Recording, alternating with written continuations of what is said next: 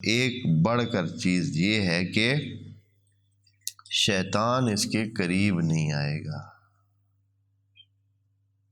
شیطان کے شر سے بھی بچ کے رہے گا، اور ایک اگلا فائدہ یہ ہے کہ یہ بندہ قرآن کو کبھی بھولے گا نہیں، قرآن کے ساتھ ساتھ رہے گا،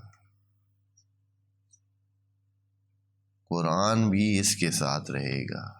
جب کوئی قرآن کے ساتھ ہوتا ہے تو قرآن اس کے ساتھ بھی ہوتا ہے۔ اس قرآن کو ایک کتاب لفظی یا ایک ورقوں پہ لکھی ہوئی کتاب نہ سمجھیں، یہ ایک وجود ہے۔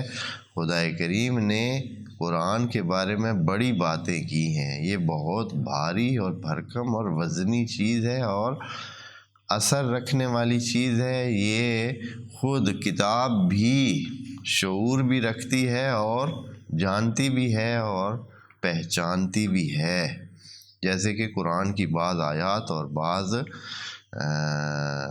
سور کے مجموعے سے یہ بات سامنے آتی ہے کہ قرآن میں وہ شعوری کیفیت بھی ہے کہ جو انسانوں پر اثر رکھ سکتی ہے۔ اس لیے جو اس طرح سورہ بقرہ کی تلاوت کرے گا کہ پہلی 4 آیات، پھر آیت الکرسی، پھر آخری 3 آیات تلاوت کرتا رہے گا تو قرآن اس کا ساتھ دے گا اور قرآن اس کے ساتھ رہے گا۔